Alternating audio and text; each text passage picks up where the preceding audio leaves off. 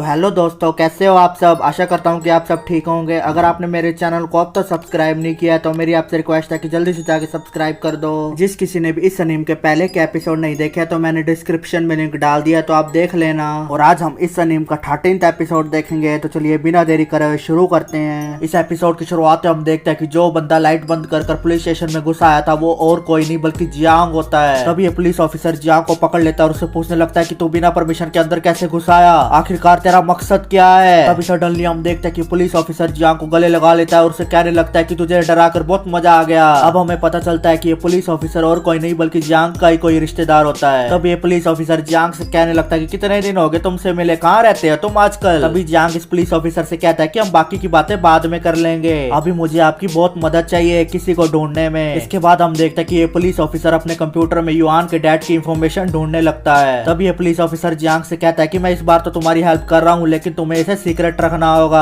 इस पर फिर जियांग कहता है कि आप चिंता मत करो, मुझे बस इनकी कॉन्टैक्ट इंफॉर्मेशन चाहिए। इस पर फिर ये ऑफिसर कहता है कि अच्छा तुम इस लड़की के साथ चक्कर चलाना चाहते हो कोई। तभी जियांग गुस्से में होकर इस पुलिस ऑफिसर से कहता है कि ऐसा कुछ नहीं है, युआन के डैड पता नहीं कहीं पर चले गए हैं इसलिए मैं उनकी कॉन्टैक्ट इंफॉर्मेशन कलेक्ट कर रहा हूँ और कुछ भी नहीं। इसके बाद फिर ये पुलिस ऑफिसर युआन के डैड का नाम कंप्यूटर में सर्च करने लगता है लेकिन उसमें नोट फाउंड आ जाता है। इसे देखकर फिर ये पुलिस ऑफिसर जियांग से कहता है कि आमतौर पर इसका मतलब है कि तुम जिसे ढूंढ रहे हो वो ये देश छोड़ चुका है। इसके बाद फिर जियांग निराश होकर वहां से जाने लगता है और इस पुलिस ऑफिसर से कहता है कि आपको इनके बारे में कुछ भी पता चले तो मुझे प्लीज कॉल कर देना। तभी सडनली हम देखते हैं कि ये पुलिस ऑफिसर कंप्यूटर में देखकर एकदम चौंक जाता है। फिर यहाँ से सीन चेंज होता है, हम जियांग को देखते हैं जो कि अपने घर पर जा रहा होता है। तभी वहाँ पर ये अप्सरा आ जाती है और जियांग को बहुत ज्यादा परेशान करने लगती है। ये अप्सरा जियांग से कहती है कि कैसा लगा जेल में जाकर, वहाँ खाना तो अच्छा मिला होगा, लो अगर भूख लगी है तो ये चॉकलेट खा लो। इससे जियांग इस अप्सरा पर बहुत ज्यादा भड़क जाता है और उससे कहने लगता है कि तुम आजकल मुझे बहुत ज्यादा ट्रोल कर रही हो, मैं तुम्हारे साथ रह रहकर बहुत तंग आ गया हूँ। इसके बाद हम देखते हैं कि जियांग अपने घर पर आ जाता है और कहने लगता है कि मॉम डैड मैं घर पर आ गया, मॉम मुझे बहुत भूख लगी है, आज खाने में क्या बना है। वही दूसरी तरफ हम जियांग के मॉम डैड को देखते हैं जो कि बहुत ज्यादा टेंशन में लग रहे होते हैं। फिर जियांग अपने मॉम डैड से पूछने लगता है कि क्या हुआ, आप इतने टेंशन में क्यों हैं, क्या घर में कोई चोर चूर आ गया था क्या। तभी जियांग के डैड जियांग को कहने लगता है कि एक मर्द होने के नाते तुम्हें हमेशा शांत रहना चाहिए। इससे जियांग पूरी तरह से कंफ्यूज हो जाता है और अपने पापा से कहने लगता है कि आप क्या कह रहे हो, कभी आपने सारे पैसे स्टॉक मार्केट में तो नहीं डुबा दिए। इस पर फिर जियांग के डैड कहता है कि ये बात नहीं है,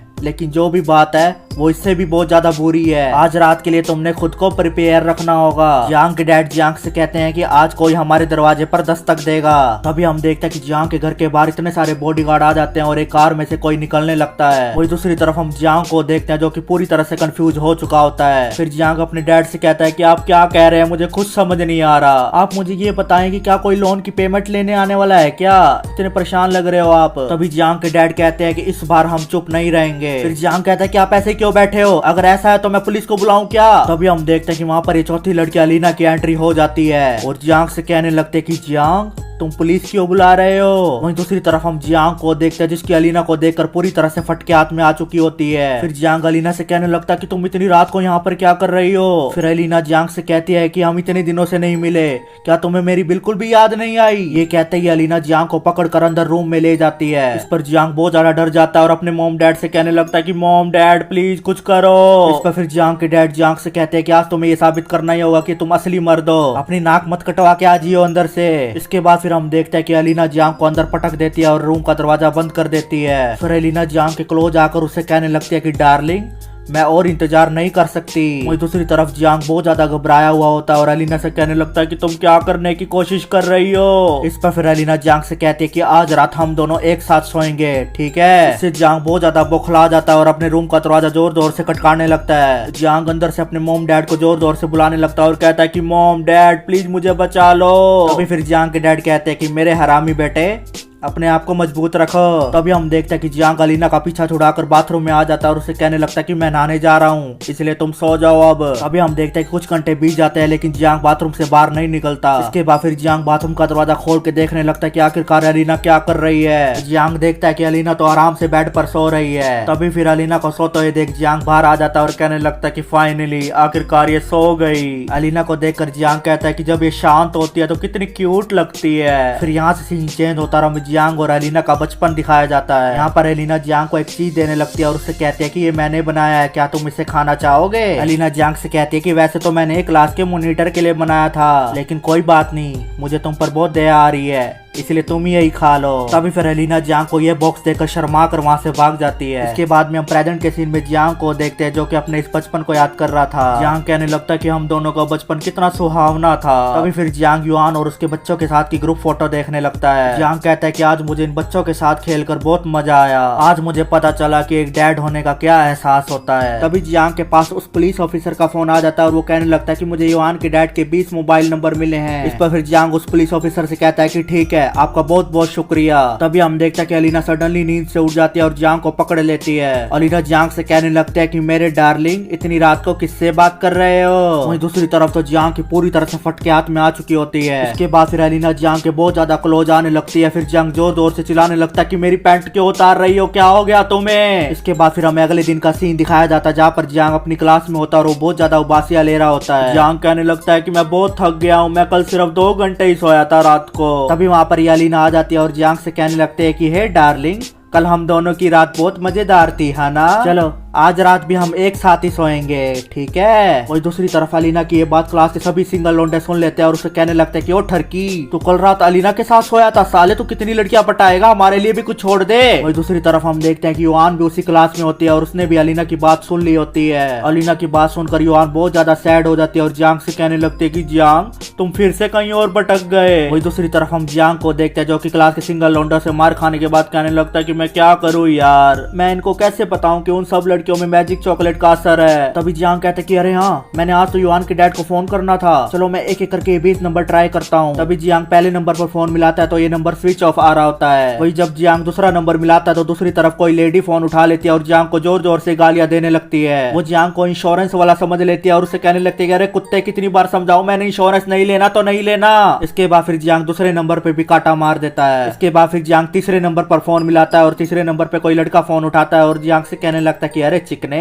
आज रात को आएगा क्या मेरे घर पर, दोनों एक साथ सोएंगे। ये बात सुनकर तो जियांग पूरी तरह से शौक हो जाता है और मन ही मन में सोचने लगता है कि आखिरकार ये क्या चल रहा है, लड़कियां तो मुझे पसंद कर रही थी, अब लड़के भी करने लगे, ये क्या है। तभी जियांग मायूस होकर ऐसे तीसरे नंबर पे भी काटा मार देता है। ऐसे करते करते जियांग 19 नंबर पर काटा मार चुका होता है। इसके बाद फिर जियांग आखिरी नंबर को मिलाने की कोशिश करने लगता है। दूसरी तरफ हम एक रिसेप्शनिस्ट को देखते हैं जो कि अपने बॉस के पास चली जाती है और उनसे कहने लगता है कि सर आपका फोन आ रहा है। इस पर फिर उसके बॉस कहने लगता है कि मेरा पर्सनल नंबर है, तुमने फोन उठाया तो नहीं ना। इस पर फिर रिसेप्शनिस्ट कहती है कि नहीं, मैंने नहीं उठाया सर। हम देखते हैं कि ये फोन जियांग कर रहा होता है लेकिन इस फोन को ये बॉस रिसीव नहीं करते। तभी जियांग समझ जाता है कि आखिरी नंबर युआन के डैड का हो सकता है। इसके बाद फिर जियांग स्कूल के बाहर आ जाता है और कहने लगता है कि चलो एक बार और ट्राई कर लेता हूँ ये आखिरी नंबर। इस बार फिर लकली वो आदमी जियांग का फोन उठा लेता है। इसके बाद फिर जियांग इस आदमी को फोन पर कहता है कि आप युआन के डैड बोल रहे हो क्या। तभी आदमी कहता है कि तुम कौन हो और मेरा नंबर कहाँ से मिला तुमको। फिर जियांग इस आदमी से कहता है कि सर मैं आपका दामाद हूँ। इसे सुनकर तो ये आदमी पूरी तरह से शॉक हो जाता है और कहने लगता है कि दामाद, तुम क्या बकवास कर रहे हो, युआन इतनी जल्दी शादी कैसे कर सकती है, वो तो अभी बहुत छोटी है। इस पर फिर जियांग कहता है कि मैं कोई बकवास नहीं कर रहा, और तो और मेरे और युआन के 2 बच्चे भी हैं। जियांग कहता है कि आप इतने दिनों से कहाँ पर थे,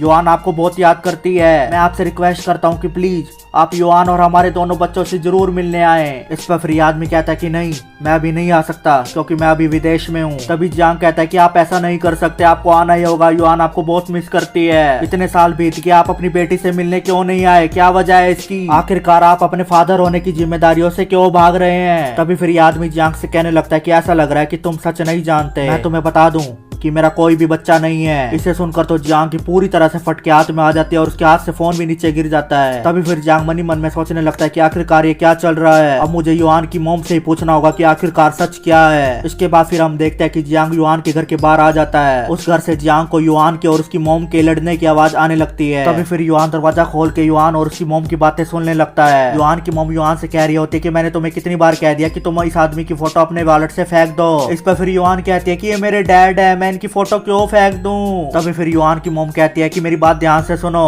तुम्हारे डैड बहुत पहले ही मर चुके हैं। इसे सुनकर फिर युआन रोती हुई अपने घर से बाहर भाग जाती है। तभी फिर युआन की मॉम भी बाहर आ जाती है। फिर जियांग उनसे कहने लगता है कि मैं आपसे कुछ बात करना चाहता हूँ। इस पर फिर युआन की मॉम जियांग से कहती है कि मैं अभी बहुत गुस्से में हूँ, मैंने तुमसे बात नहीं करनी, चले जाओ यहाँ से। तभी जियांग कहता है कि क्या होगा अगर इस बात से युआन के डैड का कोई संबंध हो। मुझे यकीन है कि आपने ये बात नोटिस की होगी कि युआन अपने डैड को बहुत मिस करती है। इस पर फिर युआन की मॉम कहती है कि तुम इस बारे में कैसे जानते हो, युआन ने तुमसे कहा था क्या? लेकिन प्लीज मुझे परेशान करना बंद करो, मेरा बात करने का भी कोई मूड नहीं है। ये कहते ही युआन की मॉम घर का दरवाजा बंद करके अंदर चली जाती है। तभी फिर जियांग जोर जोर से दरवाजा खटकाने लगता है और कहता है कि मॉम प्लीज दरवाजा खोलिए प्लीज। तभी फिर अंदर से आवाज आती है कि मुझे अकेला छोड़ दो। इसके बाद फिर वहाँ पर ये ओल्ड लेडी आ जाती है और जियांग से कहने लगती कि आओ मैं तुम्हें बताती हूँ पूरी बात। तभी फिर ये ओल्ड लेडी जियांग के कान में सारी बात बताने लगती है। फिर यहाँ से सीन चेंज होता है, हम जियांग को देखते हैं जो कि कहीं पर बहुत सैड खड़ा होता है। तभी वहाँ पर ये अप्सरा आ जाती है और जियांग से कहने लगते है कि उस ओल्ड लेडी ने तुम्हारे कान में क्या कहा था। तो इसी सस्पेंस के साथ हमारा ये एपिसोड यहीं पर ही खत्म हो जाता है। अगर आपको ये वीडियो अच्छी लगी हो तो मेरे चैनल को सब्सक्राइब करके जरूर जाएं। और ये वीडियो पसंद आई हो तो इस वीडियो पे लाइक और कमेंट भी जरूर करके जाना। तो अब हम फिर मिलेंगे अगले एपिसोड के साथ। Thank you.